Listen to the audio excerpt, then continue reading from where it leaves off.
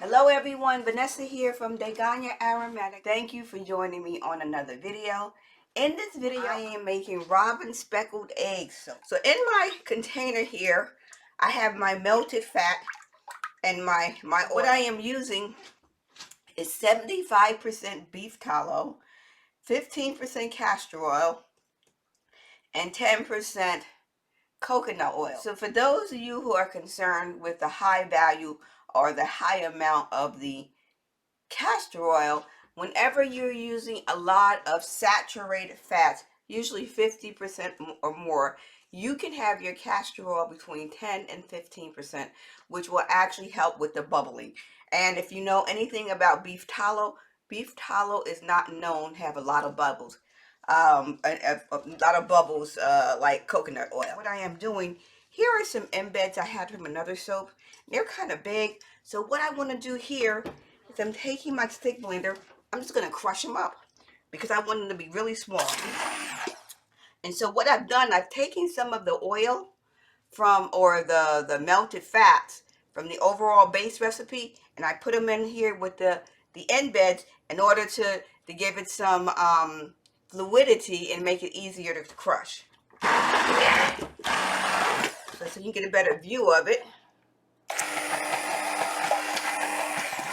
And this to make it look a little finer, it'll make it look finer and more speckled. I'll use my spatula. I'll blend it well in here.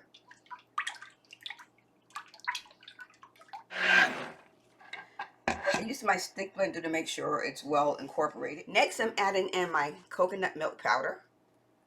And I'm going to stick blend that so that can also be well incorporated. And for my coconut milk powder, I am using 3% of the fat amount. And the reason I'm using 3 is because I want this soap to be a bit more conditioning than what I would see on the scale in Soap Calc or in one of the other soap calculators.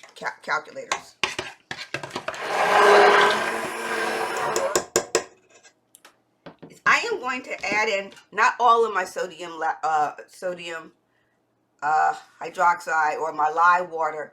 I am going to add in some of it. So my lye water consists of course, distilled water, sodium hydroxide, sugar, and I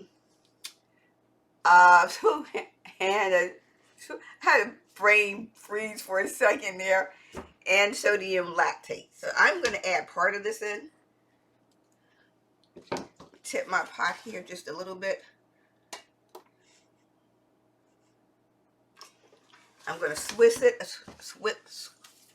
whisk it around just a bit. Add in my embeds.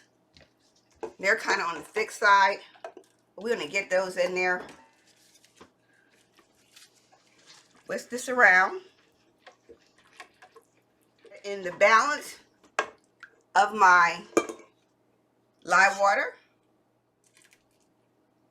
I'm going to also add in my, ooh, it's warm, nice and warm. It's my blue mica. So add a bit in here now.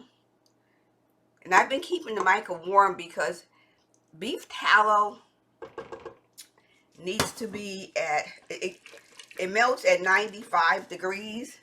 And I wanted to make sure that the mica stayed liquid because it also consisted of some of the base formula.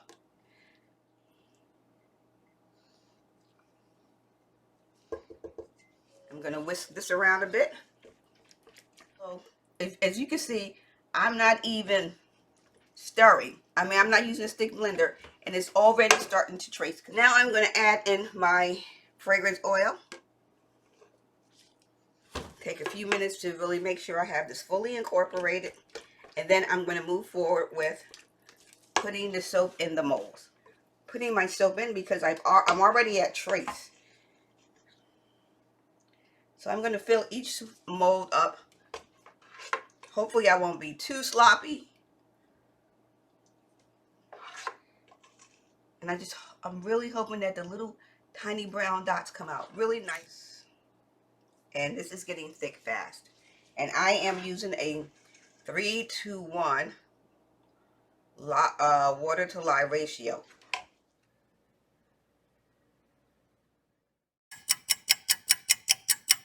Hi, this is Vanessa. I forgot to hit the record button and to show you guys me unmolding the soap. Darn, it happens. So I unmolded all the soap. It's about 18 hours, and I'm a little bit of a disappointment here. Not that there's anything wrong with the soap, the shape. I began to think, I'm like, boy, that mica was really, really dark.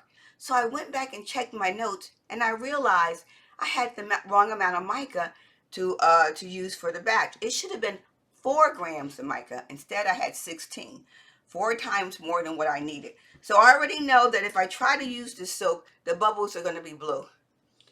Don't want that. So I'm going to wait for this to wait a few days, probably maybe longer. Chop it up and use it as a confetti soap, and probably most likely I'm going to use a log mold. Yeah, in a log mold. And what I will also do before I make a big batch, I'm going to do a small test, because my thought process here is that 1 bar of soap, this soap, used in a log mold, I should see no blue soap. But before I test it in a 54 ounce or a log mold, I'm going to do a small batch, maybe 18-20 ounces, with the appropriate size percentages, to see what the bubbles will look like. Am I disappointed? Yeah. I'm sad, yeah. But you know what? It's not the end of the world. Things happen when we're soaping. We forget, we make mistakes. So my little brown spots are really pretty. So let me see how this works. I still didn't open this yet. Take this out. Let me see, does it come out easily? I'm pressing it. Let's see what happens. I'm not sure if you can see. I'm still pressing. Is it sticky?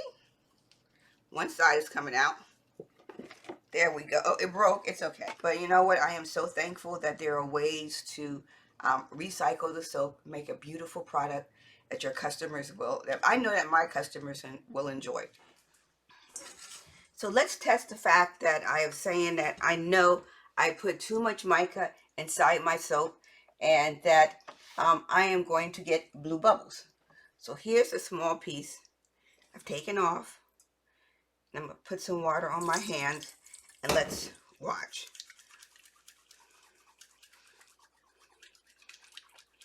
It's been a couple of weeks since I've made the, actually more than a couple of weeks, but it's been several weeks since I made the soap. It's a nice creamy feeling, but blue bubbles, bummer.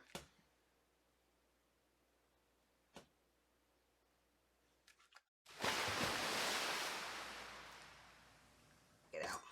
Thanks for watching. Please like, subscribe, comment. This is Vanessa from Degania Aromatics, natural products for the 3 dimensions of you. You are a spirit, you have a soul, and you live in a body that is fearfully and wonderfully made.